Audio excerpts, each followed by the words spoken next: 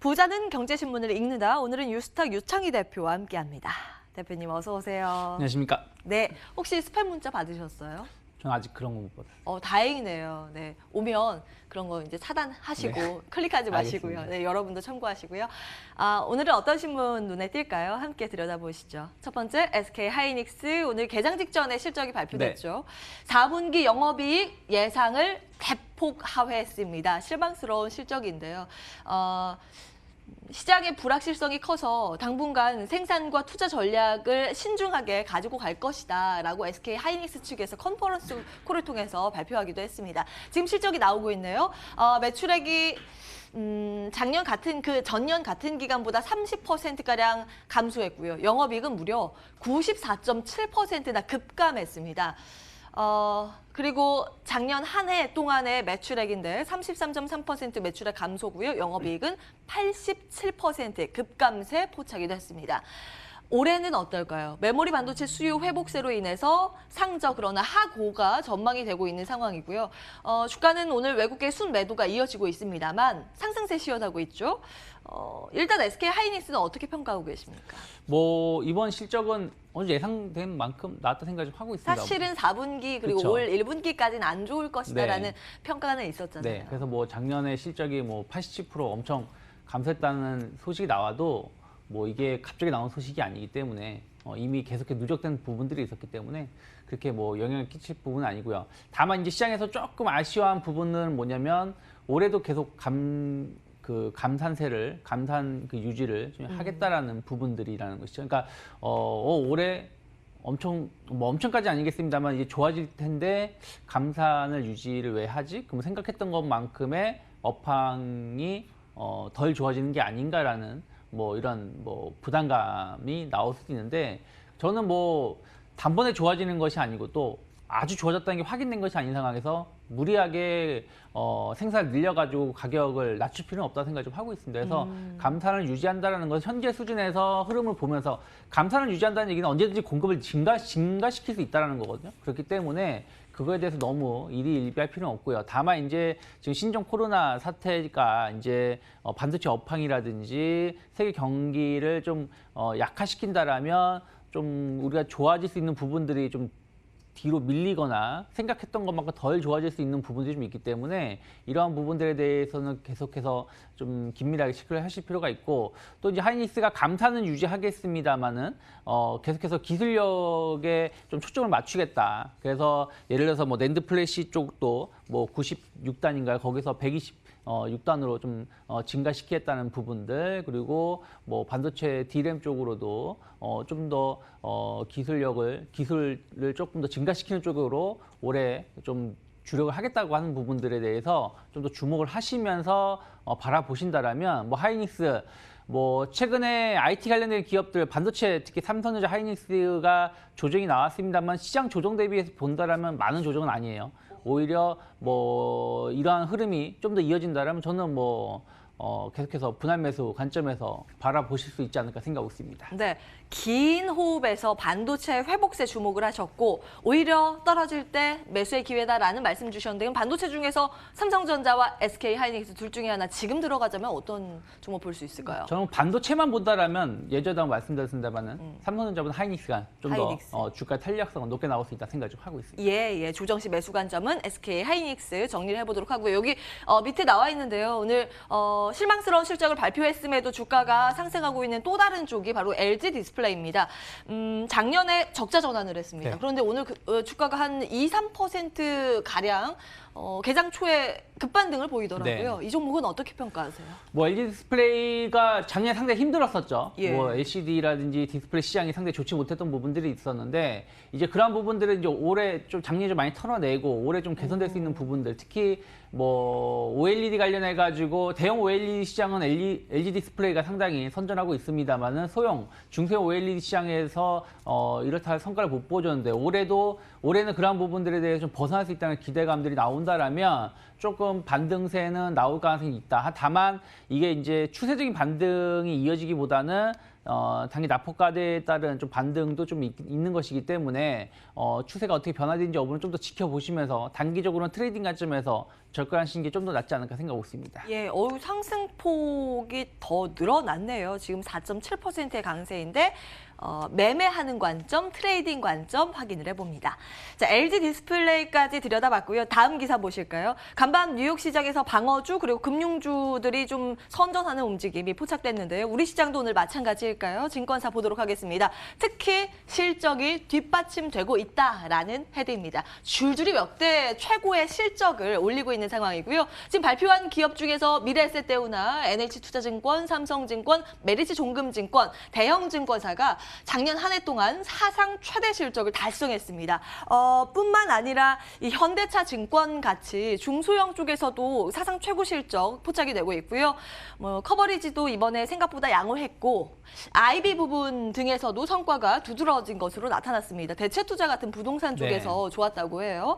앞으로의 주가 전망은 지금 하지만 엇갈리고 있는 상황. 그렇죠. 어떤 평가 가지고 계세요? 그러니까 증권주들이 작년에 계속 실적이 좋게 나왔어요. 예. 뭐 금리도 오히려 인하가 되면서 뭐 채권 투자 쪽도 수익성 상당히 좋아졌었고, 그리고 IB 투자 쪽으로도 상당히 좋은 실적을 보여줬고, 뭐 자기자본 투자라든지 이런 것이 이제 선박이라든지 혹은 부동산이라 프로젝트라든지 PF 부동산 프로젝트라든지 뭐 혹은 또 국내 증권사들이 많은 증권사들이 해외 부동산 쪽으로 특히 신흥국 시장 쪽으로 해서의 부동산 투자를 한 부분들이 상당히 좋은 성과를 작년에 많이 보여줬다라는 것이죠. 그래서 많은 증권사들이 평균 30%대의 영업이익 증가를 전년 대비해서 기록을 하고 있고 또 전망을 좀 하고 있습니다.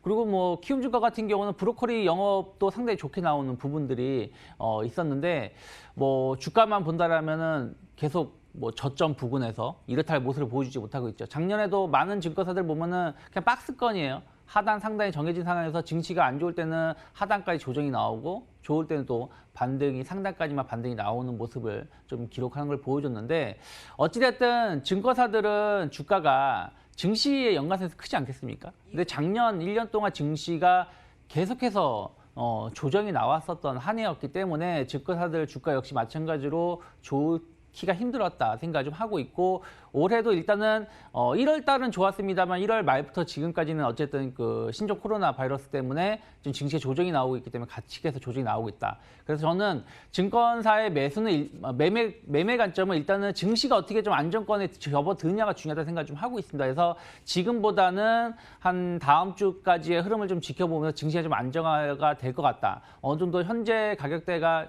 그 지수대가 바닥일 것 같다 생각이 든다라면 그때 증권사를 매수하는 게 좋다 생각하고 있고 꼭 실적하고 연관해서 움직이는 섹터는 아니었기 때문에 일단 증시하고 연관성을 보시되 저는 어쨌든 실적이 받쳐준다라면 또 올해도 제가 봤을 때는 실적 자체가 나쁘지 않을 거라 좀 전망을 하고 있다고 본다라면 지금 증권사들의 주가는 어느 정도 바닥권에 진입해 있다 생각 좀 하고 있기 때문에 예전처럼 막 공격적으로 매수할 수 있는 섹터는 아니에요. 그렇게 막 투자자분들이 좋아하시는 섹터는 아니기 때문에 좀 일부 투자 대안으로서 좀 저가 매수 관점에서의 접근은 충분히 2월 중에 이루어질 수 있지 않을까 생각하고 있습니다. 나쁘진 않은데 종합으로 정리해보자면 대표님께서는 안 산다 이 말씀이시죠? 저는 증권주? 지금은 그렇죠. 근데 예를 들어서 뭐 다음 주 이 시점이 됐을 때는 매수를 할 수도 있다 생각 좀 하고 있어요. 왜 그러냐면 그때 다시 한번 짚어보죠. 네, 예. 왜 그러냐면 지금 자체는 모든 종목을 제가 궁극적으로 매수할 수 있는 시점은 아니다 생각하고 있기 때문에 예.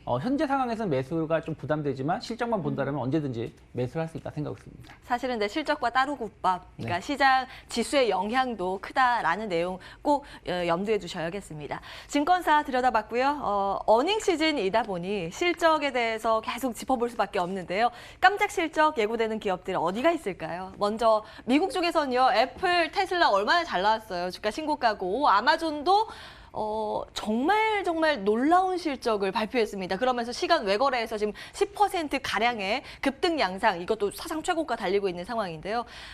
국내에서도 어닝 서프라이즈 기업들이 또 실적에 따라서 또 주가가 잘 나올까 이런 관점에서 체크를 해보려고 합니다. 지금 4분기 영업이익 추정치 상향 그리고 또 올해에도 영업이익 개선될 수 있을 만한 주요 기업들 머니투데이가 쫙 정리를 해봤는데요. 먼저 호텔신라 눈에 띄고요. 한국카본, 한샘, 원익 QNC, 동국제약, 효성 TNC, 신세계 인터내셔널, 롯데정보통신 등등 이름을 올리고 있습니다.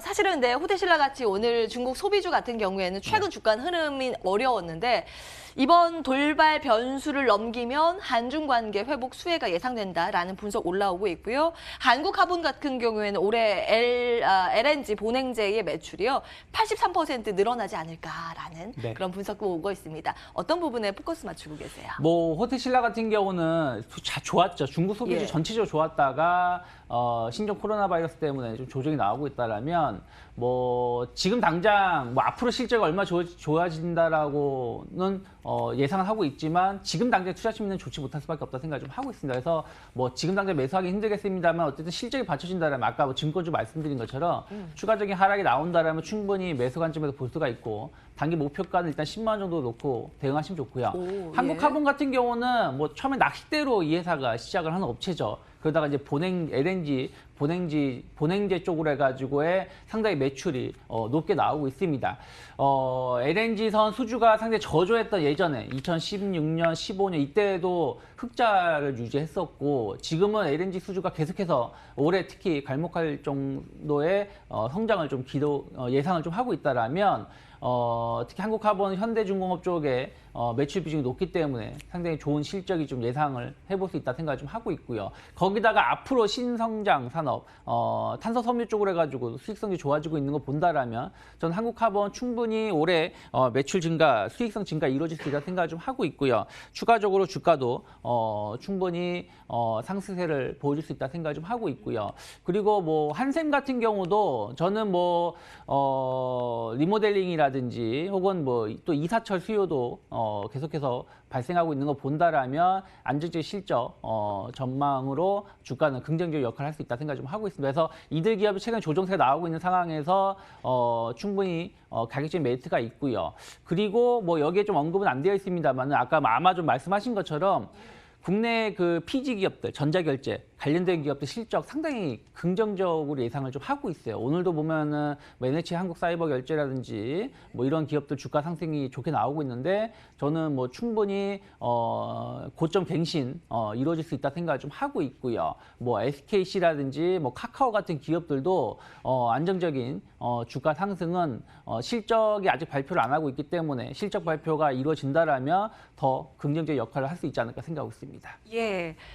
일명 핀테크 관련주라고도 불리는 전제 결제주도 아마존 쪽으로 힌트를 얻어 볼만하다라는 내용 전해주셨고요. SKC, 카카오 등의 관심주까지 확인을 해봤습니다. 여기까지는 호실적이 예상되는 기업들 추려봤는데요.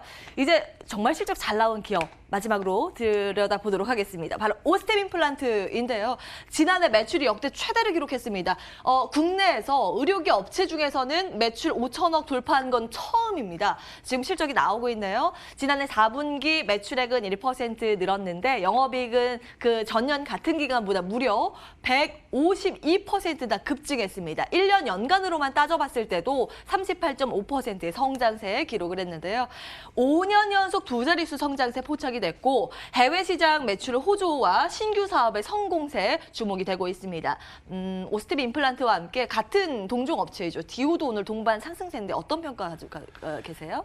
임플란트 업체들이 엄밀히 따지면 실적이 작년 그렇게 나쁜 편은 아니었습니다. 생각했던 것보다. 예. 근데 계속해서 주가가 좀 우하향하는 모습을 보여줬는데 오스템 임플란트가 상당히 그 영향을 많이 받았죠. 근데 막상 실적을 열어보니까 뭐 북미가 한 20%대, 나머지 유럽이라든지 신흥국이 한 30%대 성장률을 기록했다는 것이죠. 특히 직판을 직접 판매를 하고 있는 중국 시장 같은 경우는 40% 이상의 성장세를 기록을 했다라고 지금 평가가 나오고 있다라는 것이죠. 그리고 항상 4분기 때는 좀 일회성 비용들이 실적을 좀 깎는 요소가 됐었는데 이번에는 그러한 부분들도 상당히 상쇄되는 부분들이 확인이 되면서 시장에서 예상했던 것보다 더 좋은 실적을 좀 발표를 했습니다. 그리고 이러한 흐름 자체가 앞으로도 좀 더 좋아질 수 있는 여지가 남아있다는 것이죠. 글로벌 시장에서 혹은 국내 시장에서 1위를 차지하고 있기 때문에 특히 또 임플란트 시장의 수요는 뭐 꼭 치아가 안 좋으신 분들도 계시겠습니다만 미용 쪽으로도 계속해서 수요가 늘어나고 있는 부분들이 좀 있기 때문에 저는 성장세는 좀 더 이루어질 수 있다. 그렇다면 주가는 어느 정도 바닥이 확인된 상황에서 올라오는 것이고 단기적으로 뭐 고점을 어디서 형성할지 모르겠습니다만은 지난 뭐 여름 가을 작년에 급락세가 나왔던 시점이 한 55,000원 정도 선에서 주가가 무너지면서 하락했었기 때문에 최소한 그 자리까지의 상승은 저는 기대해 볼 수 있다 생각을 좀 하고 있기 때문에 지금 가격대에서만 본다고 하더라도 상당히 높은 수익을 기대할 수 있지 않을까 생각을 좀 하고 있습니다. 네, 오늘 7%의 급등 양상인데 그래도 주가 그동안 많이 빠졌다, 실적 덜 반영됐다라는 측면에서 오스템 임플란트 긍정적인 의견 주셨습니다. 뉴스탁 유창희 대표와 함께했습니다. 말씀 고맙습니다.